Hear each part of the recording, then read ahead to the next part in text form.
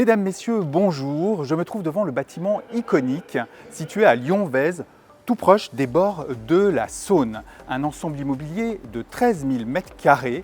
Et aujourd'hui, je vous emmène découvrir le tout nouveau siège de Nexity qui y a regroupé 9 filiales et vient tout juste d'emménager. Je me trouve avec Alexandra Lenormand, directrice de l'immobilier de Nexity, et Jean-Pierre-Antoine Chignard qui a dirigé ce projet. Bonjour Alexandra. Bonjour Lionel. Bonjour Jean-Pierre-Antoine. Bonjour Lionel. Merci beaucoup d'être avec moi aujourd'hui. Alors Alexandra, expliquez-nous pendant qu'on va commencer à déambuler dans ce magnifique lobby, quels étaient les principaux objectifs de ce projet de nouveau siège pour Nexity ici à Lyon-Vèze. Alors les projets immobiliers de Nexity, ils se veulent l'incarnation de la stratégie du groupe. On est un opérateur immobilier global et finalement notre immobilier il doit refléter ce qu'on sait faire et comme c'est notre métier, c'est d'autant plus important. Nous on imagine que notre immobilier c'est un vrai levier de transformation. Tous nos projets ils portent cette ambition. Et dans notre façon d'approcher les choses, on laisse une place centrale à la compréhension des interactions humaines. Le projet d'Iconic, c'est notre projet le plus ambitieux en région. Il est ambitieux à plusieurs titres. D'abord par son ampleur, parce que c'était presque 600 collaborateurs qu'on a réunis ici. Ensuite par sa complexité, parce qu'on a 9 filiales de métiers très très différents. Ces filiales, elles venaient de localisations très différentes, très disparates. Et ils avaient des modalités d'interaction humaine très très différentes d'une filiale à une autre. Ce projet il s'inscrit vraiment pleinement dans la stratégie immobilière qui a pour vocation de créer de la synergie, de créer de la transversalité, de sorte que finalement on génère de nouvelles idées, on génère de l'innovation. Ce projet il est assez ancien puisqu'il a démarré finalement au cours de l'année 2017. Et à partir de mars 2018, on a commencé à réfléchir à l'ensemble des ambitions du projet et à l'alignement des ambitions de tous les dirigeants de nos fameuses 9 filiales. Et cet exercice-là, on l'a fait de mars 2018 jusqu'à l'été 2019. Donc ça a été un exercice très long, mais c'est un exercice qui est indispensable, qui est un vrai facteur clé de succès, parce que c'est ce qui sous-tend tout le projet. Voilà, là on entre dans l'espace restauration et pour vous dire, la vérité, ça sent très très bon. Du coup, Jean-Pierre-Antoine, vous êtes arrivé courant 2020, c'est ça? Tout à fait, en avril 2020. Voilà, en avril 2020 dans le projet. Comment ça s'est déroulé entre avril 2020 et maintenant, c'est-à-dire l'emménagement qui a eu lieu quand d'ailleurs, qui est tout récent? Sur fin d'année 2022, au mois de novembre. Voilà. Comment ça s'est déroulé là sur cette phase? Il faut bien avoir en tête que c'est un projet sur le long terme et qu'il a fallu le rythmer pour qu'en termes de communication, les collaborateurs puissent avoir de nouvelles informations au fur et à mesure. On les a également beaucoup sondés, on les a écoutés pour connaître leurs freins et les opportunités qu'ils voyaient dans ce projet. Alexandra, est-ce qu'il y avait aussi dans le projet un enjeu pour attirer, fidéliser finalement les collaborateurs? Alors ça, c'est vrai que c'est présent sur tous nos projets et c'est d'autant plus présent dans le moment. Le sujet de la rétention des talents, de l'attractivité pour les nouveaux talents, ça nous anime sur tous nos projets immobiliers parce qu'on sait que c'est un des leviers qui fait qu'on va donner envie de nous rejoindre. Donc on attache une attention toute particulière à vraiment écouter le corps social, écouter les collaborateurs, comprendre leurs besoins, pouvoir y répondre en faisant le pari que s'ils sont bien là où ils sont, ils en parleront positivement et ça contribuera à la qualité de notre parc employeur. Sébastien, quels ont été les points forts du projet selon toi? La communication et finalement la gouvernance. On sait bien que ce genre de projet se réalise sur le temps long. C'est très important de bien figer la gouvernance dès le début du projet. La co-construction était un point d'entrée quand même du projet. On a mobilisé une soixantaine de collaborateurs représentant les 9 filiales.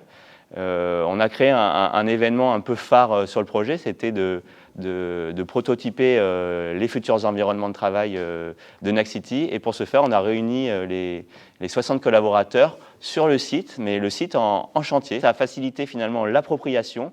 Même si le projet n'était pas fini, les collaborateurs ont pu s'imaginer dans le futur de leurs espaces. Ça fait partie entièrement de la conduite du changement, c'est-à-dire de s'approprier les futurs aménagements de travail et de travailler avec les différents collaborateurs aussi et les différentes entités qui ne se connaissaient pas et qui ont pu travailler ensemble. Alors Sébastien, il y avait une autre originalité dans ce projet. Vous avez travaillé avec un prix maximum garanti. Alors qu'est-ce que c'est? Le PMG, dans son acronyme dans le monde de l'immobilier, Ça a été dès la phase de consultation de l'aménageur, ça a été de fixer le prix maximum garanti du projet.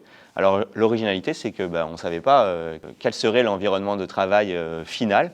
Et donc ça, c'est une relation de confiance finalement qu'il faut lier. Ça veut dire qu'on s'interdit de dépasser un certain prix qui est calculé comment, au mètre carré par exemple? Exactement, c'est ça. On a fixé un ratio prix mètre carré sur la surface entière du bâtiment.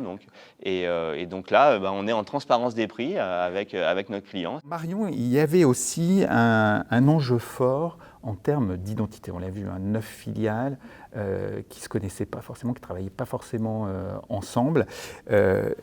Donc un enjeu en termes d'identité globale, unifier cette identité, et puis aussi que chaque filiale garde un peu son identité, c'est ça?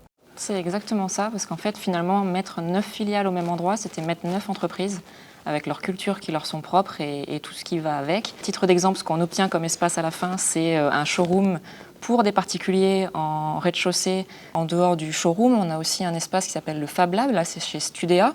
C'est une zone d'expérimentation pour leur résidence étudiante. Donc c'est vrai que ça fait des espaces un peu atypiques qu'on n'imagine pas forcément dans du tertiaire lambda, mais on avait aussi des choses en commun à mettre puisque c'est un regroupement. Le meilleur exemple qu'on ait sur le projet, c'est au niveau des plateaux de bureau. Chaque plateau de bureau a une petite maison qui est en fait un petit espace collaboratif qu'on a placé vraiment comme le petit clin d'œil, on va dire, au métier de l'immobilier qu'on a de manière générale chez Nexity, puisque tous les métiers qui sont ici sont quand même liés à l'immobilier. J'ai vu aussi beaucoup de références à la ville de Lyon. On est ici d'ailleurs dans quel espace?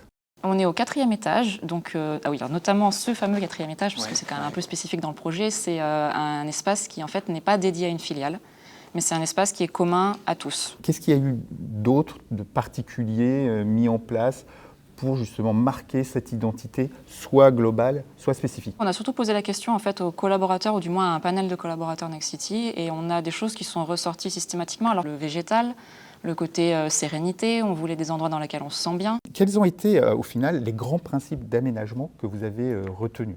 Est-ce qu'on est en flex, pas en flex par exemple, c'est le grand sujet du moment. On avait 5% pour les bureaux individuels. Ah oui, c'est pas beaucoup. Et tout le reste, c'est du bureau ouvert, enfin de l'espace ouvert, pardon, soit du collaboratif, soit de la salle de réunion. Est-ce qu'il y a eu un traitement particulier réalisé en termes, je sais pas, de confort thermique, acoustique? L'acoustique, c'est souvent un sujet. Plus on ouvre, plus peut-être il faut travailler ce sujet-là, non? C'est ça. En fait, c'est souvent un sujet. Et ce qui est pas mal avec le travail qui a été fait, notamment au niveau du mobilier, c'est qu'on a pu quand même créer un peu des cocons. Ça peut être du mobilier aussi juste visuel, des choses qui viennent casser un peu les circulations. On a utilisé toutes les astuces qu'on connaît pour justement atténuer le fait d'ouvrir les espaces et utiliser quelques bureaux individuels qu'on mettait pour venir un peu fractionner et créer naturellement des sortes de zones, même si les espaces restent ouverts. Les services n'ont pas été oubliés avec une réception de type hôtelier, des animations, de beaux espaces de restauration, avec même un piano pour l'ambiance, un espace réservé au support informatique ou encore une bibliothèque partagée. Mention spéciale pour les supports présentant toutes les informations nécessaires à l'utilisation des salles de réunion. Pour terminer, je voulais partager avec vous les coups de cœur de la rédaction. On a beaucoup apprécié les terrasses et la verdure environnante qui dégagent l'esprit, la lumière qui baigne tous les espaces, le PMG, le prix maximum garanti qui oblige à beaucoup de dialogue, de transparence et de confiance entre les parties, les couleurs douces et apaisantes qui contrebalancent une architecture et des lignes très dynamiques. La variété des positions de travail comme des formes et des équipements qui répondent à des usages différents. Cela crée un environnement de travail pas du tout standardisé et casse l'impression laissée par ces grands open space impersonnels et où vous êtes en permanence sous le regard des autres. C'est un aménagement vraiment très réussi. Enfin, on décerne des prix spéciaux à l'espace Fab Lab chez Studéa, très réussi, et à la bibliothèque qui joue vraiment son rôle d'espace de retrait et de détente.